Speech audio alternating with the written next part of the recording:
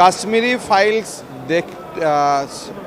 চাই আমি সকলো আবেগিক হৈ পৰিলোঁ।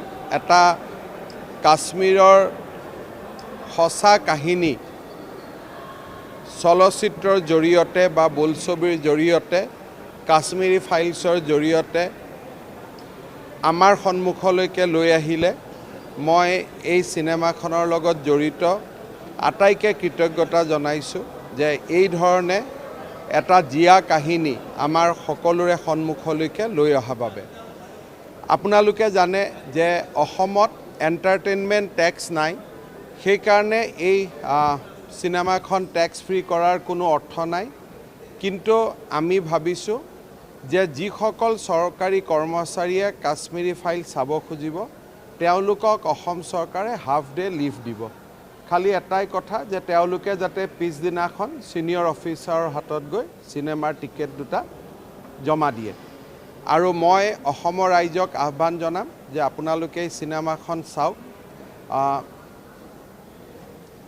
অন্তত মানুহে কেনেকৈ কাশ্মীৰত জীয়াই আছিল, কাশ্মীৰী পণ্ডিতসকলে কেনেকৈ জীৱনৰ সৰ্বোচ্চ ত্যাগ কৰিবলগীয়া হৈছিল আৰু কি ধৰণে সনাতন সভ্যতাৰ কেন্দ্ৰভূমি প্ৰাণস্থল কাশ্মীৰ এসময়ত আগ্ৰাসনৰ চিকাৰ হৈছিল, এই গোটেই কথাবিলাক খুব কম সময়ৰ ভিতৰতে অতি সুন্দৰকৈ প্ৰকাশ কৰা হৈছে। মই সকলোকে এই চিনেমাখনৰ লগত জড়িত সকলোকে পুনৰ এবাৰ ধন্যবাদ আৰু অভিনন্দন জনাইছোঁ।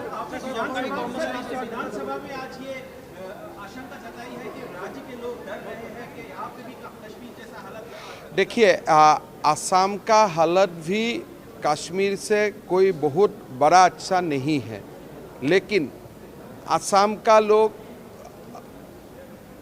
ऐसा समय हम लोग आज उपस्थित हुआ है जहाँ में हमारा लोगों का बीच में कॉन्शियस लेवल बहुत ज़्यादा हो गया, हमारा लोग एकत्रित हो गया and we can foresee what might come tomorrow. So इसलिए हम लोग तैयार है, ऐसा नहीं है कि हम लोग तैयार नहीं हैं, हम लोग तैयार है। लेकिन कश्मीर में जो घटना हुआ उस समय कश्मीरी पंडित लोग तैयार नहीं था और कश्मीरी पंडित लोग बाय जनरेशन ये लोग थोड़ा मेरा भाषा में अहिंसा था, अहिंसा का पुजारी था, शिक्षा का पुजारी था और वो लोग ने अपने आप को उस समय का सरकार का ऊपर छोड़ दिया था कि सरकार हम लोग को बसाएगा। लेकिन असम का जनता पॉलिटिकली स्ट्रांग है, हम लोग पॉलिटिकली यूनाइटेड है और असम में बहुत लोग ऐसा है, हर वर्ग में असम में ऐसा लोग हैं जो लोग मिलकर रहना चाहते हैं, वो हिंदू हो या मुसलमान हो। तो इसीलिए मैं मानता हूँ कि बहुत लोग इसको कश्मीर और असम का कंपेयर करेगा, लेकिन Assam is much better as of today. चक सिनेमाखनक লৈ সমালোচনা কৰিবলগীয়া একো নাই। It is a real story backs on historical fact. যিসকলে কৰিছিল তেওঁলোকক সন্ত্ৰাসবাদী বুলি ভাবিব লাগে আৰু তেওঁলোকৰ লগত কোনেও নিজে যে মইহে কৰিছোঁ এনেকুৱা ভাবিব নালাগে। সকলোৱে বুজি পাব লাগে যে সন্ত্ৰাসবাদী হিন্দুৰো নহয়, সন্ত্ৰাসবাদী মুছলমানৰো নহয়, সন্ত্ৰাসবাদী খ্ৰীষ্টানৰো নহয়। গতিকে হিন্দু মুছলমান সকলোৱে এই চিনেমাখন চাব লাগে আৰু সন্ত্ৰাসবাদক গৰিহণা দিব লাগে। চক মই নাজানো আজমল চাহাবে কি ভিত্তিত এই কথাখিনি কৈছে, বাট যেতিয়া তেখেতেও গম পাব যে it is A based on research আৰু ইয়াত কোনো ফ্ৰিকশ্যন নাই আৰু তেওঁ যিহেতু চিনেমাখন চোৱা নাই, চিনেমাখন চালে মই ভাবোঁ তেওঁৰো অন্তৰ কান্দি উঠিব। আৰু ইয়াত এই চিনেমাখনত কোনো হিন্দু মুছলমান নাই, it is for Kashmirian and Kashmirian means every one irrespective of religion. সেইটো কথা নহয়। আজি আপোনালোকে দেখিছে যে এজন ব্যক্তিয়ে কেনেকৈ 370 সংগ্ৰাম কৰি কৰি ডিমনেচিয়া হৈ গ'ল, কিন্তু 370 স্ক্ৰেপ হোৱা কথাটো তেওঁ উপভোগ কৰিব নোৱাৰিলে বা তেওঁ হি কুড নট ফিল। চ' এটা এজন মানুহ বা এটা পৰিয়ালৰ জৰিয়তে কাশ্মীৰখন দেখুওৱা হৈছে।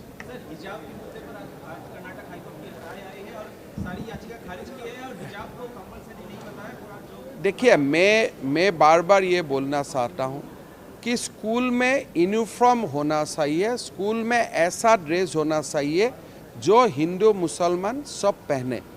और स्कूल में अगर कोई एक वर्ग का लोग अपना रिलीजियस ड्रेसेस करेगा तो स्कूल में कंपटीशन होगा, दूसरा वर्ग भी लोग अपना रिलीजियस ड्रेस पहन के आएगा, तो इसका सबसे बड़ा विक्टिम कौन होगा? शिक्षा।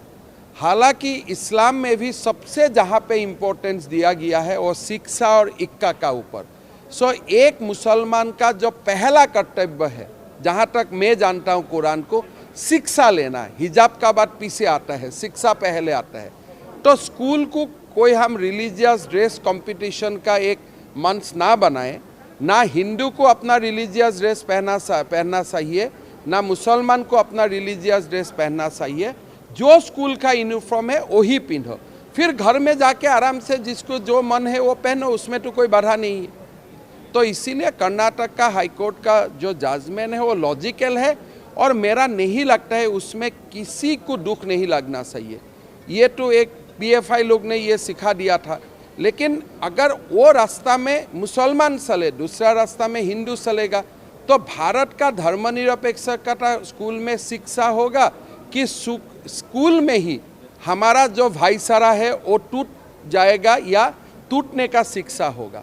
तो इसीलिए कर्नाटक हाईकोर्ट का जो जजमेंट है वो बहुत ही लॉजिकल है और हमारा कोई मुसलमान भाई बहन को सोचना नहीं चाहिए ये जजमेंट उनका खिलाफ है।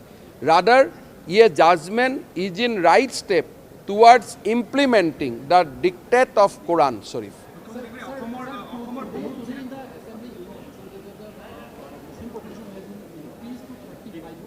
More than that. Yes.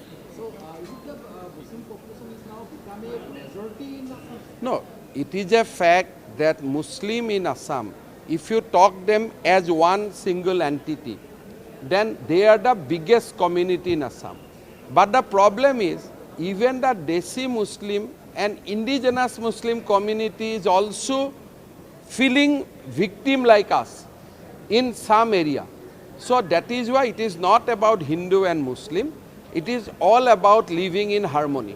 So once Muslims start appreciating that yes, in Assam it was a land of Shankardeva, it was a land of Lasit, it was a land of Ma Kamaikha, then communal harmony will come. And we also Hindu thinks that Puamokka is our part of our heritage. So that is how you create harmony in a society.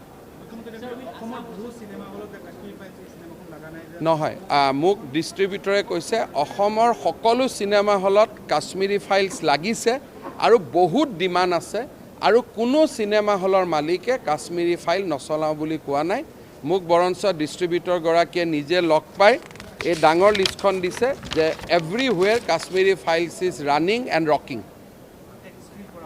টেক্সে নাই অসমত। সমস্যাটো হৈছে যে আমি চিনেমাৰ ওপৰত অসমৰ cinema শিল্পক আগবঢ়াবৰ কাৰণে আমি চিনেমাৰ ওপৰত টেক্স বহুত বছৰ আগতে উঠাই দিছোঁ।